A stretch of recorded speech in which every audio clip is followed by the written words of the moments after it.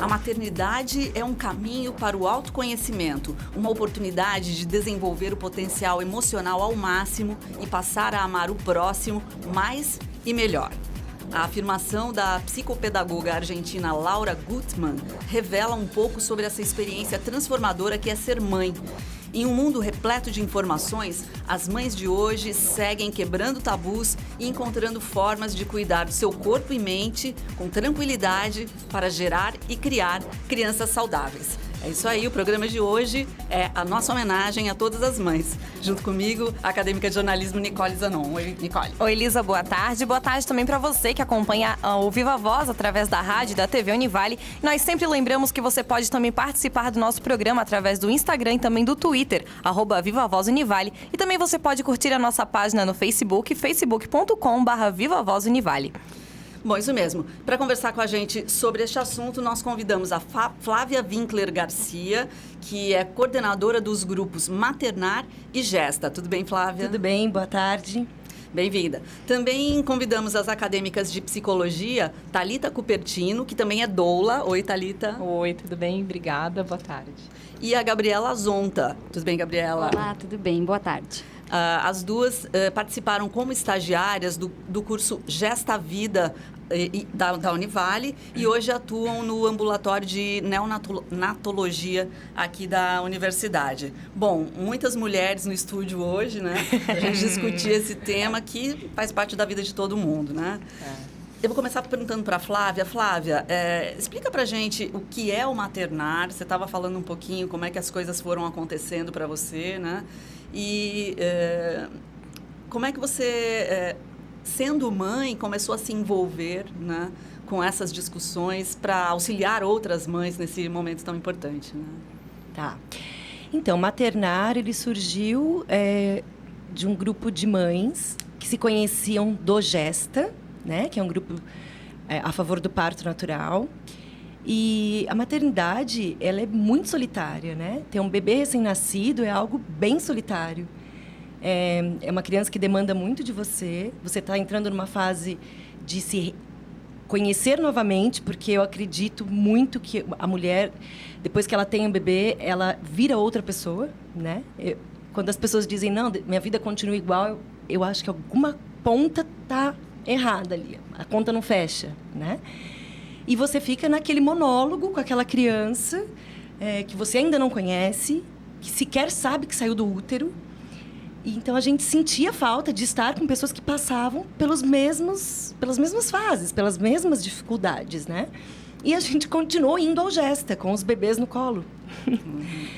E a gente percebeu que ali já não era mais o nosso espaço, até porque a gente estava mais atrapalhando do que colaborando.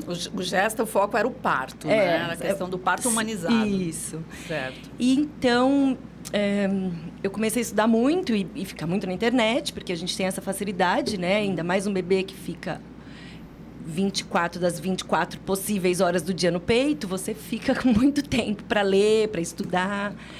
E encontrei um grupo de criação com apego na internet, do Rio de Janeiro. Comecei a trocar uma ideia com um dos coordenadores desse grupo, que me acolheu muito bem, que é o Thiago. Ele tem um blog que chama Paizinho Vírgula, muito legal. Tem um canal também no YouTube. Bacana. E o Thiago, eu vi que eles faziam encontros presenciais uma vez por mês. E falei, Thiago, você não me ajuda? Eu queria fazer isso aqui. E ele falou, vamos fazer, monta esse braço. E aí, a Raquel, que é a coordenadora do Gesta, né? Hoje eu sou junto com ela, mas ela sempre foi.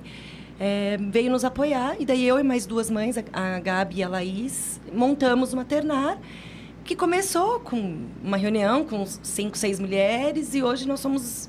Claro que elas não são assíduas, né? Os encontros acontecem a cada 15 dias, mas hoje nós somos mais de 100 mulheres. E o Maternar abriu braços, né? Então, hoje a gente tem o Maternar Brusque, Maternar Capinzal, Maternar Joinville e Maternar São João. Então, a gente tem alguns braços desse trabalho. Que é o pós-parto, então. Que é o pós-parto. Muito bom. Agora a gente vai falar um pouco com as meninas, então, que vocês atuaram ano passado no projeto aqui da Univale, que é o Gesta Vida, né? Então, Thalita, como é que funciona esse projeto? Quais as pessoas que participam? O projeto Gesta Vida, da Univale, ele, na verdade, tem o intuito, ele é um curso para casais, né, para gestantes, que estão acompanhados dos seus maridos ou não, e os seus acompanhantes, né, enfim.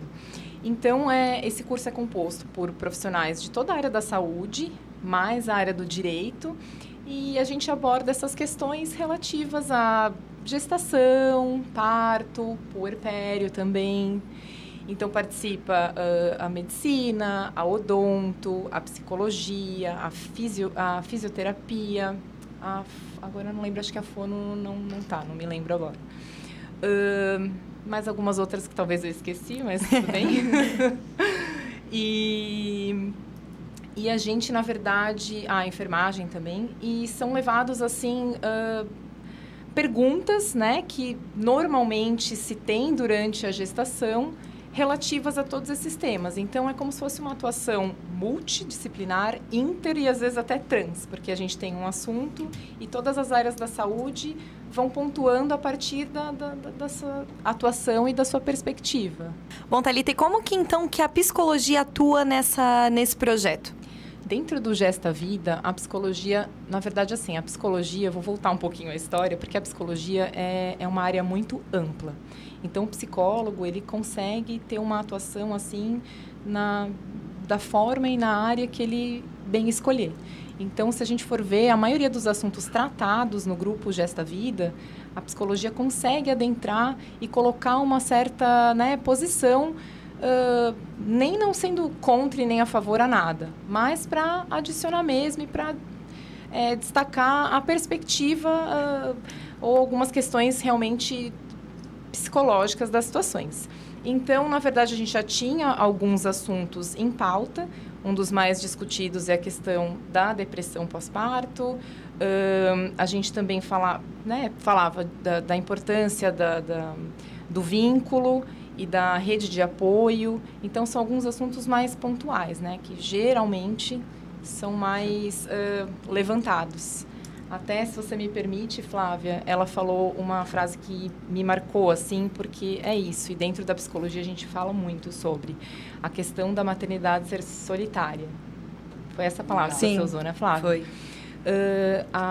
Dentro da psicologia, na verdade, assim, a nossa cultura, ela coloca que ser mãe é um instinto. E de uma forma que talvez possa soar um pouco ríspida, mas na verdade não sendo, esse instinto materno, ele não existe. Existe o instinto do cuidado, como uma fêmea que cuida do seu filhote, porque ela ouve melhor, ela está muito ligada nesses aspectos. Até você me corrija se estiver errado. Mas, assim, na questão do saber o que aquele bebê quer, não tem como a gente cobrar e não tem como aquela mulher saber, porque ela está se redescobrindo, é um novo papel, é um bebê. Durante a gestação, a mulher né, a mãe, a futura mãe, até o futuro pai, eles imaginam um bebê. Tem aquele que a gente chama de bebê imaginário, que até a gente pode falar, é o bebê ideal. Então, você imagina, meu filho, até por questões físicas mesmo. E como ele vai se comportar. E chega na hora, a maioria das vezes não bate. Claro. Que nem ela falou, essa matemática ela não fecha. É isso aí. Realmente, ele é bem diferente. Então, é uma nova relação. Ou seja, não que esse instinto materno não exista. Ele existe. Perfeito. Mas essa questão da mãe saber exatamente o que o bebê quer e qual que é aquela demanda, ele está chorando. Ai, será que é fome? Será que ele... Sim. Então, e tem muitos aspectos, além do aspecto que é o principal, talvez, nessa fase que ela falou que fica 24 horas no peito, que é o nutricional. A gente tem a nutrição emocional, psicológica, e que é tão importante quanto a questão biológica. Então, a gente acaba destacando essas questões que a gente vê que, no fundo, as pessoas buscam isso. Como que eu vou saber? E como que eu vou saber? E como, na verdade, não vai. Você vai aprender. Perfeito. E a gente tenta, ao máximo, fazer com que essa mulher, essa que vai ser uma mãe, que ela nem sabe como ela vai ser, mas ela imagina, dá subsídios que estão, na verdade, nela mesma, para ela ser a melhor mãe que ela pode ser. E que dentro dessa nova relação que ela vai né? Vai ser uma relação que ela nunca teve antes, ela vai conhecendo o seu bebê e ela vai, o que a gente chama muito que tem a questão do protagonismo, ela vai ser protagonista. E a gente gosta de trabalhar essa questão da autonomia e confiar nela mesma, porque a intuição de mãe, ela realmente existe. Legal. Muito bom. Eu acho, só para desculpa. fazer uma pontuação rápida aqui, porque o programa a gente está aqui falando de maternidade, de mães, e para quem está ouvindo o programa e não é mãe, lembre da sua mãe, né? Porque todos nós temos algum tipo de relação com a maternidade, né? Se você não é Exatamente. mãe de ninguém, você é filho de uma mãe, né? Então, eu acho que o programa pode servir muito para a gente entender os desafios que é, né, viver essa condição, né? Fala, Flávia. Não, é só para complementar, acho que pegando um gancho do que você disse, uma coisa que todo mundo espera é que a mãe ganhe o bebê, né? Então, logo após o parto, surja um amor arrebatador, e nem sempre o processo é assim. Sim, existem muitas mulheres que naquele primeiro imprint já tem uma coisa muito... Mas tem outras que têm que construir isso. E ela não é inferior a esta outra, Não é uma né? má É só mãe por isso. Exatamente, é só um processo. Então, e isso é uma coisa que tem que ser dita, porque eu percebo que muitas mulheres se culpam, porque falam, meu Deus, mas todo mundo fala que pega o bebê e já ama, e eu não tô sentindo esse amor. E ok, porque você vai construir isso. Né? Acho que isso é um gancho que tem que ser dito, porque... senão a culpabilização da mulher fica muito forte. Como se sempre ela fosse a culpada e a responsável. Tem uma frase que a gente falava muito no grupo, assim, não existe um jeito certo, existe o seu jeito. Então, claro, é ótimo a gente ter uma referência que a gente realmente precisa. Mas não existe um jeito, temos aqui o livro da melhor mãe do mundo. Ele não existe. Porque cada mãe tem um histórico, tem um contexto e tem uma rede de apoio que está ali com ela, tem um bebê diferente. Então, uma coisa assim, mães, futuras mães, confiem em si, porque não existe, nós acreditamos que não existe um jeito certo, Existe o seu jeito e com certeza é o melhor que essa pessoa pode fazer naquele momento. Certo, Gabriela. Hoje, então, você e a Thalita, vocês atuam no laboratório de neonatologia aqui da Univale, né? Isso. E é na parte da pediatria, certo? Exatamente. É um ambulatório que a gente atende junto com os acadêmicos de medicina e junto com o pediatra também.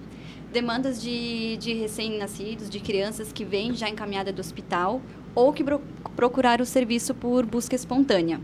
Então, ali a gente acompanha os atendimentos e quando a gente vê que há necessidade de uma intervenção psicológica, por exemplo, às vezes uma criança que recebeu algum diagnóstico, o médico vai dar algum laudo para eles, a gente faz esse acolhimento, essa orientação... Com os familiares. Com os familiares juntos. Daí fica eu e a Thalita, o pediatra e os acadêmicos de medicina. E como que é a demanda dessa... Geralmente é puericultura, né? Que as crianças veem. Só que a partir disso a gente consegue detectar muitos outros fatores. Às vezes assim, doutor, por exemplo, assim, ele está demorando para falar, ou ele está demorando para caminhar. Aí quando a gente começa a investigar o que pode estar por trás disso, que começa a vir mais as demandas, que daí que a gente consegue intervir melhor, né? Então, a psicologia, muitas vezes, pode atuar diretamente para solucionar questões que podem parecer apenas físicas, biológicas. Exatamente. A gente sai também desse olhar só clínico da psicologia, que a gente já vai tratar a criança, digamos, já vem com aquela patologia, já vem com aquela condição, e amplia o olhar do que pode estar por trás do que eles trazem ali no ambulatório, né? Bacana. Então, são muitas demandas. Gente, um monte de coisa para falar, mas temos que fazer um intervalo rápido. Voltamos daqui a pouquinho aqui com essas mulheres bacanas falando sobre maternidade. Isso aí, já voltamos. Hoje temos 3 convidadas no programa de hoje. O assunto aqui é maternidade. Estamos com a Flávia Winkler Garcia, coordenadora dos grupos Maternar e Gesta, aqui de Itajaí, Balneário, ou é tudo Balneário? Os encontros Flávia? do Maternar hoje têm sido em Itajaí, Certo. na Casa da Cultura, que cederam espaço pra gente, e o Gesta tem sido em Balneário, na minha empresa. Claro que depois a gente deixa todos os links, você também deixa os contatos para quem tiver interesse, né? Claro. Também estamos com as acadêmicas de psicologia Thalita Cupertino e a Gabriela Zonta. Certo, então a gente vai falar um pouquinho agora na parte da psicologia, né? Qual que é a importância do psicólogo no auxílio às mães durante a gestação e também depois do parto, Thalita? Bom, se a gente for falar, na verdade, da importância, na verdade, ela é muito importante, embora a gente tenha ainda uma tímida atuação do psicólogo durante a gestação, né? Já existem programas até que conhecidos como o pré-natal psicoprofilático, que na verdade trata as questões, porque a gestação em si, ela evoca assim questões muito fortes, emocionais, psicológicas, que ora são desencadeadas por uma alteração hormonal, ora por um resgate, que é um momento que, né, modifica toda a estrutura psicológica e física, enfim, dessa mulher. Então, essas questões emocionais e psicológicas, muitas vezes, não conseguem ser mencionadas e tratadas no consultório médico. Então, a gente, na verdade, deveria atuar mais dentro desse contexto, para tirar essa... Na verdade, assim, né? De acordo com a demanda que surgir junto com essa mulher, ou junto com o seu acompanhante, ou sozinha, ou enfim. Bacana. Gente, gostaria de que vocês falassem um pouco sobre esse momento em que a gente tem muita informação no mundo. Então, nós temos uma realidade que envolve mulheres muito bem informadas, que pesquisam, que têm contato com várias correntes de pensamento, de informação sobre o que é ser mãe, como passar por esse momento. Mas também temos ainda muitas mães sem informação nenhuma, muitas vezes... pessoas que estão à mercê das informações de pessoas muito mais velhas, com pouca informação, que ainda têm aqueles conceitos um pouco ultrapassados, né? Então, eu queria que vocês falassem um pouquinho desse equilíbrio, porque eu vejo, por exemplo, um movimento que resgata alguns conceitos, por exemplo, você é uma doula, né, Thalita? E depois eu quero que você explique melhor o que é isso. E a gente também vê coisas como parto humanizado, que é algo que também resgata coisas que estavam quase que extintas, né? Como parto normal, por exemplo, né? E convivendo com toda a tecnologia de exames, de ultrassons e tudo mais que podem também contribuir para essas questões, né? Você pode explicar um pouquinho isso, Flávia? Por exemplo, tem um conceito que nós encontramos ali no Gesta, no Maternar, desculpa, que é a amamentação por livre demanda, né? O que é isso? Pois é. Você falou umas coisas que me dão até arrepio, assim. Acho que a gente foi mecanizando as coisas, né? A mulher, antigamente, ela era criada para ter esse papel de mãe, de esposa, de dona de casa, e ela tomou um outro papel. E eu acho que houve um equívoco aí do tipo, eu vou pegar o mundo do homem como sendo o ideal e trazer para a minha vida. Eu acho que ela se perdeu um pouco aí, né? Porque a mulher tem um papel tão primordial no mundo que se ela não gesta, não amamenta, o mundo acaba. E ela esqueceu que isso é importante. Então, ela está disputando as lideranças e esquecendo disso. Eu não estou dizendo que não possa existir as duas coisas, né? Mas acho que ela esqueceu esse equilíbrio, né? E a amamentação por livre demanda, a gente costuma dizer, o bebê faz a demanda dele. Quem sou eu para determinar o quanto esse bebê deve ou não mamar, né? É difícil, muito difícil, porque eu acho que das coisas mais difíceis da maternidade toda se chama disponibilidade. Uma criança, ela requer uma mulher disponível a ela. Uma família, uma comunidade, mas uma mulher, principalmente nessa fase, né, onde a criança é amamentada, é o corpo daquela mulher. E às vezes eu lembro, eu gestando e chita como sou, que eu marcava para acordar a cada 3 horas, porque eu falava, bom, para eu estar ensaiada. Meu filho acordava a cada 40 minutos. Então, assim, essas 3 horas não me valeram nada. Eu lembro eu perguntando para Raquel, Dom tinha 10 dias, será que eu consigo chegar até os 2 anos? Que era a minha meta. Né? Amamentando, porque, meu Deus do céu, o que vai acontecer? Mas eu fui descobrindo dentro da minha carga, da minha mochila, o porquê ele me requisitava tanto também, né? Mas é uma outra história. Então, a livre demanda é a demanda do bebê. Às vezes a pessoa fala, meu leite não nutre. Porque ele mamou, 5 minutos depois ele chorou e ele quer peito de novo. Ele quer, porque o peito não dá só leite. Né? A fase oral é muito intensa e a sucção faz tudo por essa criança. Né? E aí que muitas vezes as mulheres entram no leite artificial, nos bicos artificiais, né? Chupeta, mamadeira, porque ela não ouve isso, querida. É assim, e tá tudo bem. E aí ela vai no pediatra, o pediatra fala, dá uma mamadeirinha de nut de sobremesa. E essa amamentação acaba, e essa mulher amamenta um mês. Né? Porque ela não conseguiu levar isso. E a livre demanda é isso. Mas quanto é a livre demanda, gente? O Dom ficava 5 horas no peito, dava intervalo de 15 minutos, mais 4 horas no peito, mais 15. Era assim. Isso é livre demanda. Era o quanto ele precisava. E digo mais, era o quanto eu precisava que ele me requisitasse para me conectar com essa criança. Mas eu demorei uns 2 anos para enxergar isso, tá? Olha, bacana, hein? Que incrível. Bom, Gabriela, você como acadêmica de psicologia, né? Como é que você enxerga a relação da mãe com o bebê nos primeiros meses, né? No início da vida dele? É uma fase, assim, extremamente importante, porque ali é esse momento que vai começar a criar os vínculos com o bebê, que a criança vai conseguir criar habilidades sociais mais para frente, vai ajudar muito no desenvolvimento da cognição.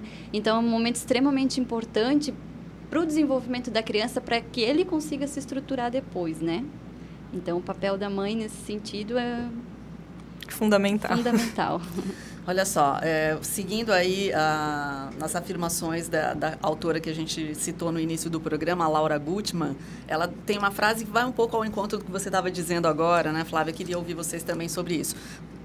Nossas mães e nossas avós tinham reconhecimento social simplesmente pela maternidade. Hoje, somos incrivelmente demandadas e muitas vezes só temos nosso valor reconhecido se somos boas mães e, ao mesmo tempo, trabalhamos e temos sucesso profissional, né? O que você pensa disso, Thalita? Nossa, enquanto você falava, eu tô que nem a Flávia, tá muitas coisas na minha cabeça. Porque essa questão do papel da mulher na sociedade, ele é muito extenso. E a gente tem vários movimentos feministas, e que a gente precisou deles até para poder se divorciar de um marido, por exemplo, ou para registrar um filho, que é uma coisa muito nova, né? Eu acredito, pessoalmente falando, mas claro, né? Eu sou uma pessoa que tenho essa minha formação já. Eu acredito que os papéis, na verdade, não precisam ser uma versão de... Por exemplo, a mulher não precisa ser uma versão do homem, ter os mesmos papéis do homem, mas ela pode e deveria ter o direito de exercer o papel que ela quisesse, né? E sem essa necessidade de ser mãe, ela vai ser mãe se ela quiser. E se ela vai ser uma boa mãe ou não, na verdade, a gente não tem assim tanto como mensurar, né? Mas ela pode escolher se ela quer ser mãe, se ela quer ser uma mulher muito bem-sucedida, se ela quer ter uma empresa ou não, se ela quer se casar ou não. Enfim, todos esses papéis, acredito que ela tem que ter esse direito de escolha e sem julgamentos, que é a coisa que a gente mais vê ainda nos dias de hoje. São os julgamentos a partir das escolhas da mulher na sociedade. Flávia, e então a gente falou, claro, do papel da mulher, mas agora falando um pouco da participação do homem. Como é que você enxerga a participação do homem durante o período de gestação? Na gestação? Isso. Isso é uma coisa bem nova, assim, até no Gesta mesmo, quando eu era participante do Gesta, não existiam pais que iam ao Gesta. Olha que engraçado, né? E logo que eu fui dar o meu relato de parto, com o Dom nos braços, no sling, né? Tinham muitos pais. E eu achei aquilo muito bonito, assim, né? Eu acho que... e essa opção que a Thalita mencionou, que a gente precisa estender aos homens também, né? Os homens também têm que ter esse direito, porque a gente fala muito do feminismo, e assim, a gente vive numa sociedade muito patriarcal, mas a gente também esquece que os homens também, às vezes, não conseguem se colocar, porque a sociedade também não deixa, né? Eu fui dar uma palestra no Gesta sobre puerpério e fiquei falando muito, e um pai, que hoje até montou um blog, que chama Barrigudinhos, bem legal, ele me deu uma bronca, entre aspas, assim, do tipo, vocês perdem a oportunidade de nos trazer para próximo. E ele abriu minha mente, assim, falei, é verdade? Eu acho que existem particularidades, né? Então, as pessoas precisam se abrir, precisam pedir. Então, Legal. o homem precisa estar. Gente, precisamos de uma série, né, para falar verdade. desse assunto. Tanto assunto para falar. A gente está indo para o finalzinho, mas nesse último minutinho eu queria que cada uma deixasse seu recado aqui. A gente está no pós-Dia das Mães, né? Esse programa, então, faz referência ao Dia das Mães. E eu imagino que vocês têm muito recado, né, para dar para as mães nesse momento. O que você diria, Thalita? Olha, eu acredito que as mães, elas não precisam ter medo e que com certeza elas estão fazendo o melhor trabalho que elas poderiam fazer dentro com aquelas informações que elas têm, e não precisam ter medo de pedir ajuda, não precisam ser super-heroínas, porque nós somos seres humanos acima de tudo e a gente tem que dividir os papéis, porque a gente não fez sozinha, né? Perfeito. Então, a gente precisa continuar dessa forma. Quer falar, Gabriela? Então, primeiramente, parabenizar todas as mães, né? Que é um papel muito importante na vida, no nosso desenvolvimento. E cada vez enfatizar mais, assim, de que elas não estão sozinhas, que elas têm uma rede de apoio, assim, que pode contar com família, com profissionais da saúde, para atender as demandas delas. E que elas são essenciais na nossa vida. Isso aí, Flávia, diga. Eu acho que, acima de tudo, é a autoconfiança. Acho que a mulher tem que confiar nela, acreditar no seu corpo, no seu poder de parir, de amamentar, de criar, de cuidar. E fazer escolhas conscientes, porque escolher ser mãe é, acho que, o maior dos desafios da humanidade. Então, escolher conscientemente. Isso aí, gente. Vamos deixar os links de todos os contatos aqui, de todos os grupos e tudo mais. Foi citado aqui nas nossas redes, certo, Com Nicole? certeza, no nosso blog. Obrigada, então, Flávia Garcia. Obrigada, Thalita. Obrigada, a Gabriela. Gesta, Maternar e o laboratório da Univale. Vamos deixar todo mundo aí com os contatos para quem precisar. Muito obrigada. Obrigada a você. Isso aí, fechamos aqui. Beijos para as mães, né? É isso aí, feliz Dia das Mães, o pós-Dia das Mães, né? Isso. E obrigada a você que acompanhou o Viva Voz de hoje. Até o próximo programa.